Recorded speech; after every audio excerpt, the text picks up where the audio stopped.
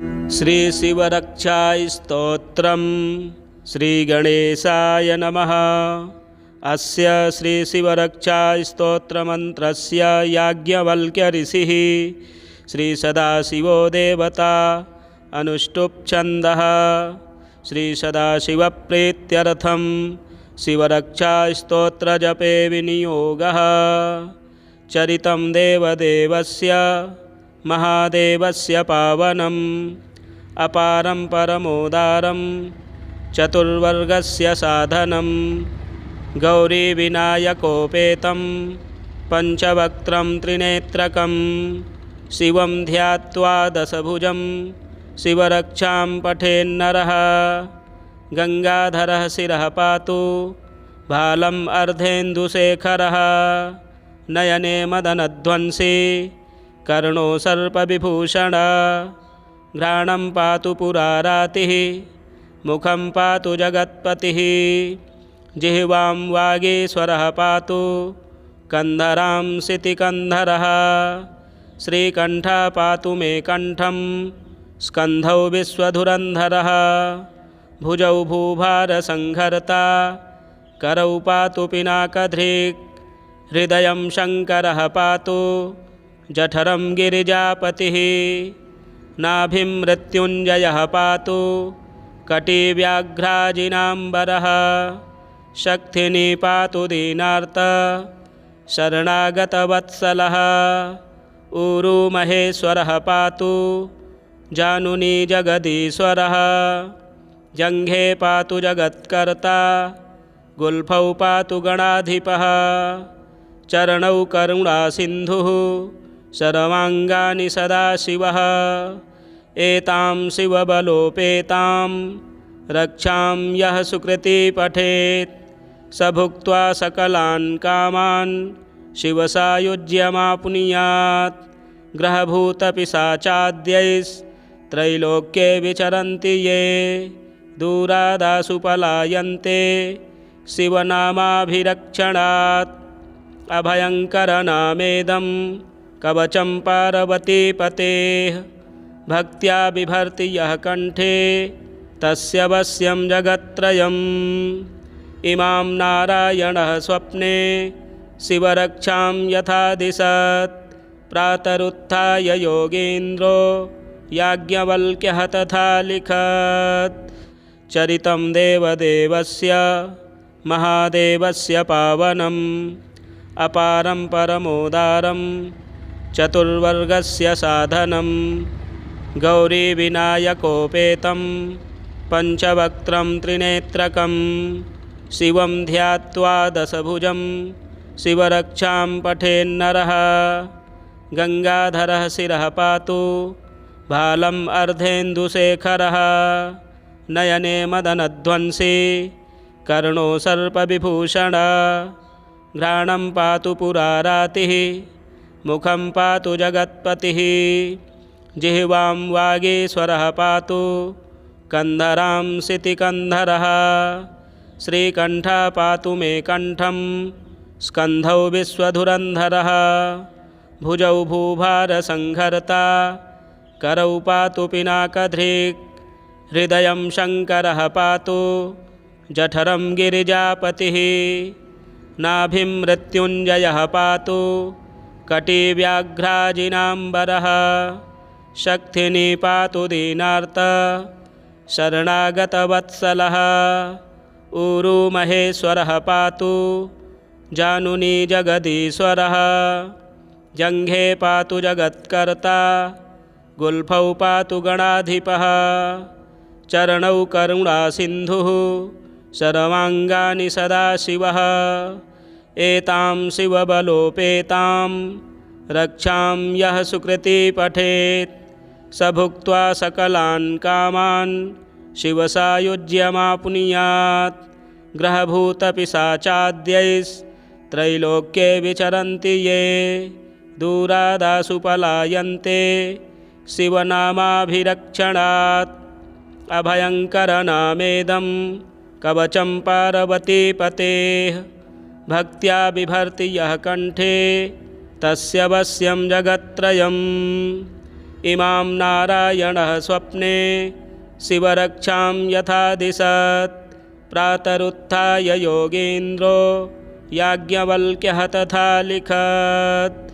चरितं देवदेवस्य महादेवस्य पावनम् अपारं परमोदारं चतुर्वर्गस्य साधनं गौरीविनायकोपेतं पञ्चवक्त्रं त्रिनेत्रकं शिवं ध्यात्वा दशभुजं शिवरक्षां पठेन्नरः।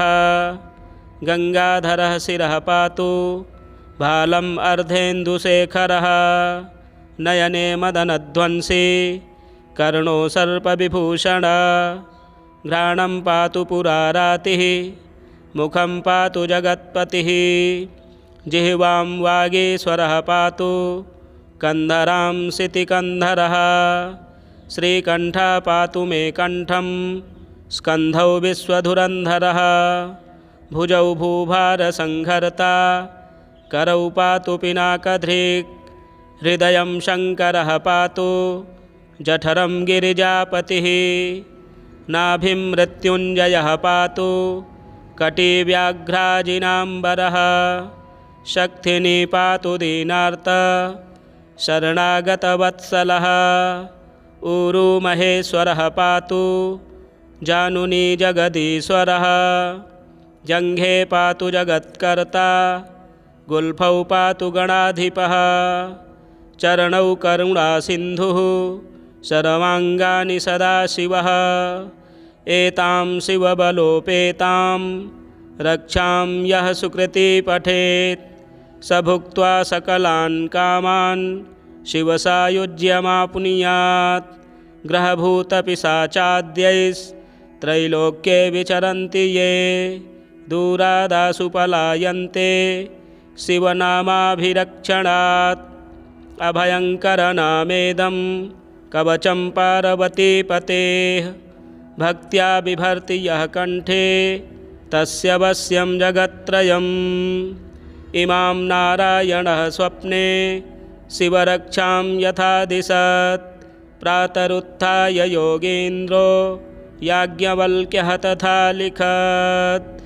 चरितं देवदेवस्य महादेवस्य पावनम् अपारं परमोदारं चतुर्वर्गस्य साधनं गौरीविनायकोपेतं पञ्चवक्त्रं त्रिनेत्रकं शिवं ध्यात्वा दशभुजं शिवरक्षां पठेन्नरः।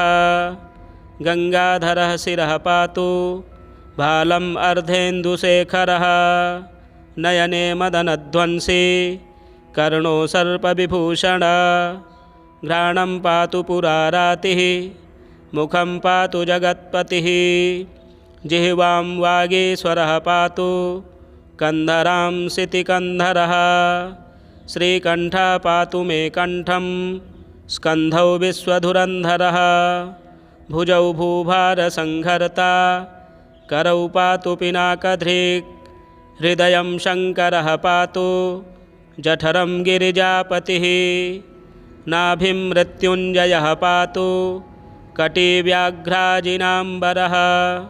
शक्तिनी पातु दीनार्त शरणागतवत्सलः ऊरू महेश्वरः पातु जानुनी जगदीश्वरः। जङ्घे पातु जगत्कर्ता गुल्फौ पातु गणाधिपः। चरणौ करुणासिन्धुः सर्वाङ्गानि सदाशिवः। एतां शिवबलोपेतां रक्षां यः सुकृती पठेत् स भुक्त्वा सकलान् कामान् शिवसायुज्यमाप्नुयात्।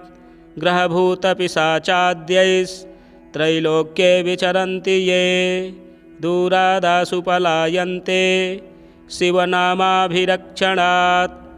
अभयङ्करनामेदं कवचं पार्वतीपतेः भक्त्या बिभर्ति यः कण्ठे तस्य वश्यं जगत्त्रयम्।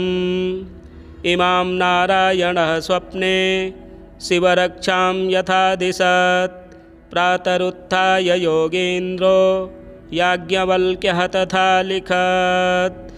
चरितं देवदेवस्य महादेवस्य पावनम् अपारं परमोदारं चतुर्वर्गस्य साधनं गौरीविनायकोपेतं पञ्चवक्त्रं त्रिनेत्रकं शिवं ध्यात्वा दशभुजं शिवरक्षां पठेन्नरः गंगाधरः शिरः पातु भालम् अर्धेन्दुशेखरः नयने मदनध्वंसी कर्णो सर्पविभूषण घ्राणं पातु पुरारातिः मुखं पातु जगत्पतिः जिह्वां वागीश्वरः पातु कन्धरां सितिकन्धरः श्रीकण्ठः पातु मे कण्ठं स्कन्धौ विश्वधुरन्धरः भुजौ भूभारसंहर्ता करौ पातु पिनाकधृक् हृदयं शङ्करः पातु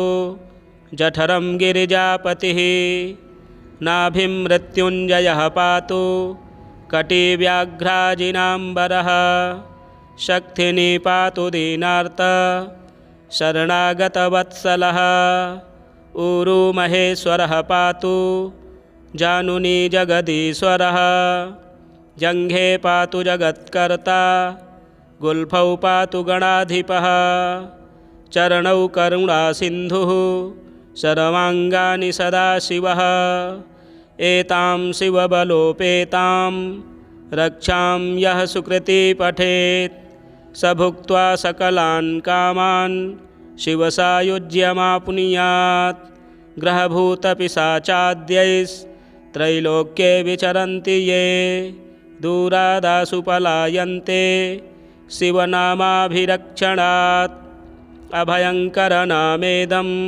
कवचं पार्वतीपतेः भक्त्या बिभर्ति यः कण्ठे तस्य वश्यं जगत्त्रयम् इमां नारायणः स्वप्ने शिवरक्षां यथा दिशत् प्रातरुत्थाय योगेन्द्रो याज्ञवल्क्यः तथा लिखत् चरितं देवदेवस्य महादेवस्य पावनम् अपारं परमोदारं चतुर्वर्गस्य साधनं गौरीविनायकोपेतं पञ्चवक्त्रं त्रिनेत्रकं शिवं ध्यात्वा दशभुजं शिवरक्षां पठेन्नरः गंगाधरः शिरः पातु भालम् अर्धेन्दुशेखरः नयने मदनध्वंसी कर्णो सर्पविभूषण घ्राणं पातु पुरारातिः मुखं पातु जगत्पतिः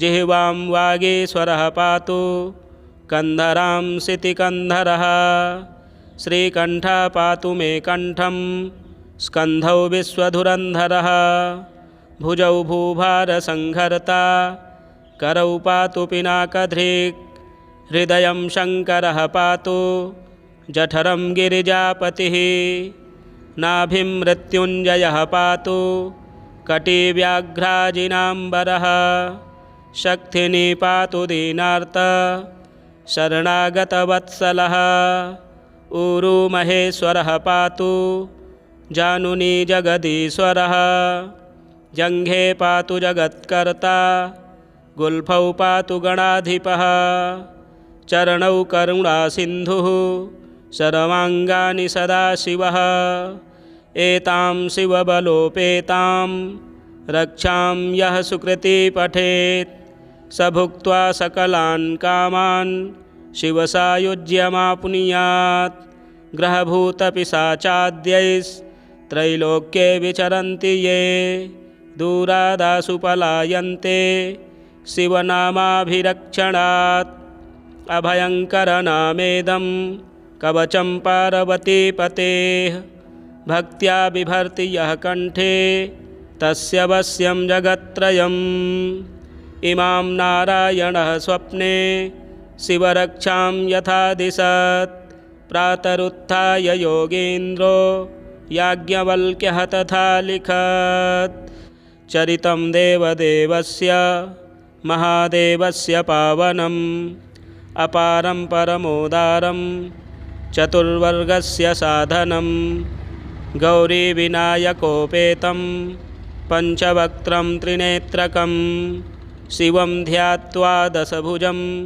शिवरक्षां पठेन्नरः गङ्गाधरः शिरः पातु भालम् अर्धेन्दुशेखरः नयने मदनध्वंसी कर्णो सर्पविभूषण घ्राणं पातु पुरारातिः मुखं पातु जगत्पतिः जिह्वां वागीश्वरः पातु कन्धरां सितिकन्धरः श्रीकण्ठः पातु मे कण्ठं स्कन्धौ विश्वधुरन्धरः भुजौ भूभारसंहर्ता करौ पातु पिनाकधृक् हृदयं शङ्करः पातु जठरं गिरिजापतिः नाभिं मृत्युञ्जयः पातु कटिव्याघ्राजिनाम्बरः शक्तिनी पातु दीनार्त शरणागतवत्सलः ऊरू महेश्वरः पातु जानुनी जगदीश्वरः जङ्घे पातु जगत्कर्ता गुल्फौ पातु गणाधिपः चरणौ करुणासिन्धुः सर्वाङ्गानि सदाशिवः एतां शिवबलोपेतां रक्षां यः सुकृती पठेत् स भुक्त्वा सकलान् कामान् शिवसायुज्यमाप्नुयात् ग्रहभूतपिशाचाद्यैस्त्रैलोक्ये विचरन्ति ये दूरादासु पलायन्ते शिवनामाभिरक्षणात् अभयङ्करनामेदं कवचं पार्वतीपतेः भक्त्या बिभर्ति यः कण्ठे तस्य वश्यं जगत्त्रयम् इमां नारायणः स्वप्ने शिवरक्षां यथा दिशत् प्रातरुत्थाय योगेन्द्रो याज्ञवल्क्यः तथा लिखत्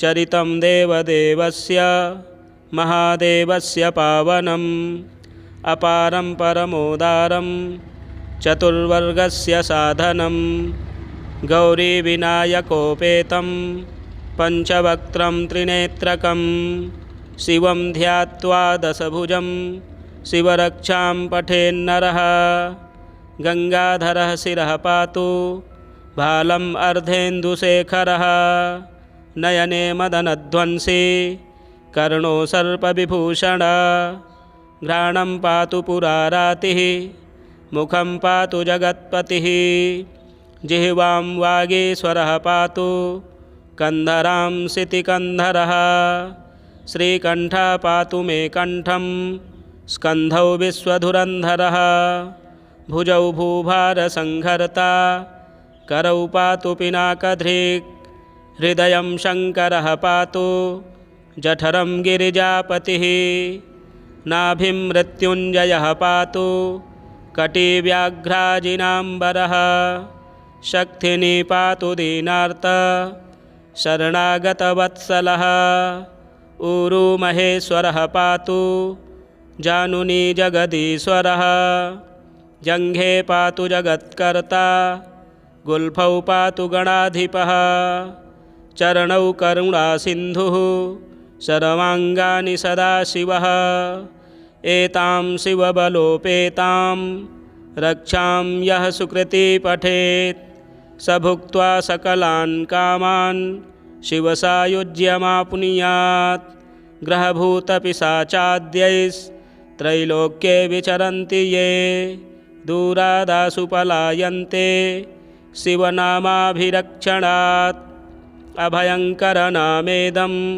कवचं पार्वतीपतेः भक्त्या बिभर्ति यः कण्ठे तस्य वश्यं जगत्त्रयम् इमां नारायणः स्वप्ने शिवरक्षां यथा दिशत् प्रातरुत्थाय योगेन्द्रो याज्ञवल्क्यः तथा लिखत् चरितं देवदेवस्य महादेवस्य पावनम् अपारं परमोदारं चतुर्वर्गस्य साधनं गौरीविनायकोपेतं पञ्चवक्त्रं त्रिनेत्रकं शिवं ध्यात्वा दशभुजं शिवरक्षां पठेन्नरः गङ्गाधरः शिरः पातु भालम् अर्धेन्दुशेखरः नयने मदनध्वंसी कर्णो सर्पविभूषण घ्राणं पातु पुरारातिः मुखं पातु जगत्पतिः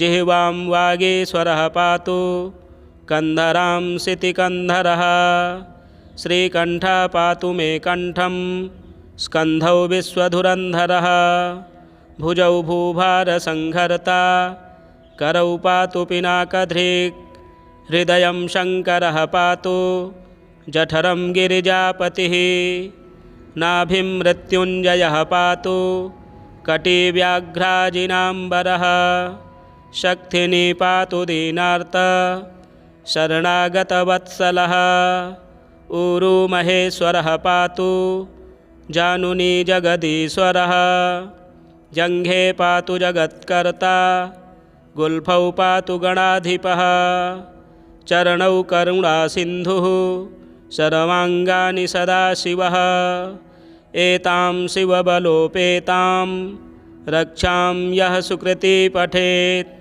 स भुक्त्वा सकलान् कामान् शिवसायुज्यमाप्नुयात् ग्रहभूतपिशाचाद्यैस्त्रैलोक्ये विचरन्ति ये दूरादासु पलायन्ते शिवनामाभिरक्षणात् अभयङ्करनामेदं कवचं पार्वतीपतेः भक्त्या बिभर्ति यः कण्ठे तस्य वश्यं जगत्त्रयम् इमां नारायणः स्वप्ने शिवरक्षां यथा दिशत् प्रातरुत्थाय योगेन्द्रो याज्ञवल्क्यः तथा लिखत् चरितं देवदेवस्य महादेवस्य पावनम् अपारं परमोदारं चतुर्वर्गस्य साधनं गौरीविनायकोपेतं पञ्चवक्त्रं त्रिनेत्रकं शिवं ध्यात्वा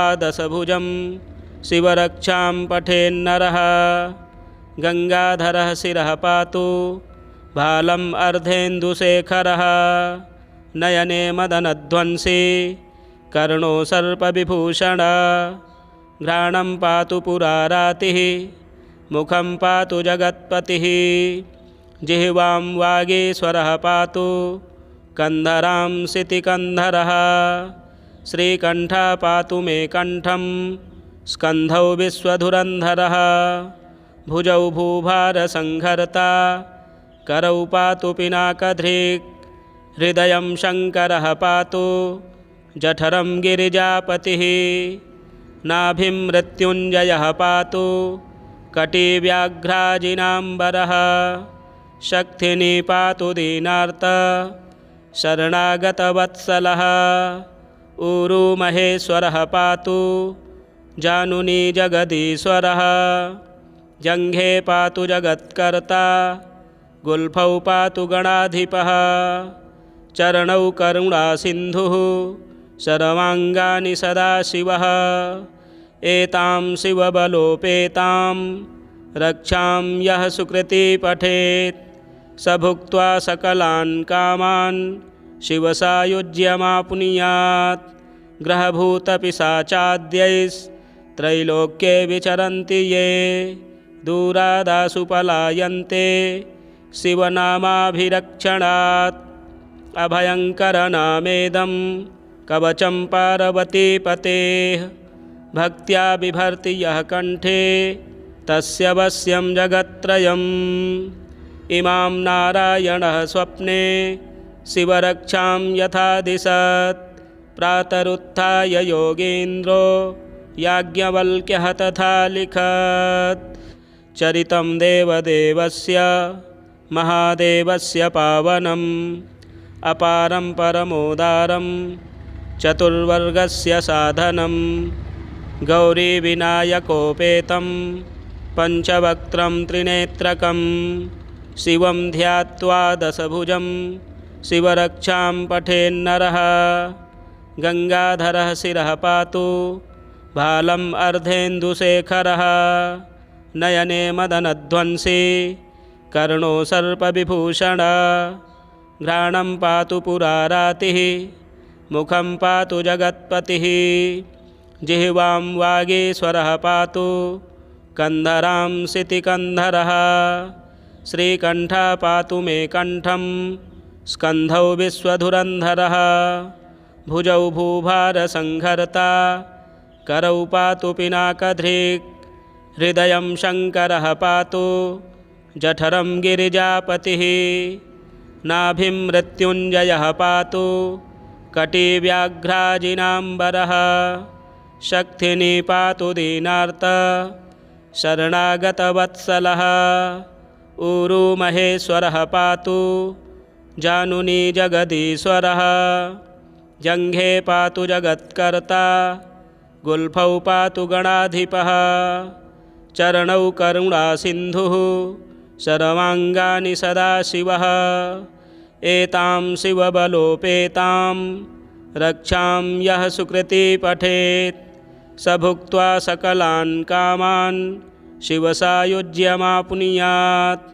ग्रहभूतपिशाचाद्यैस्त्रैलोक्ये विचरन्ति ये दूरादासु पलायन्ते शिवनामाभिरक्षणात्।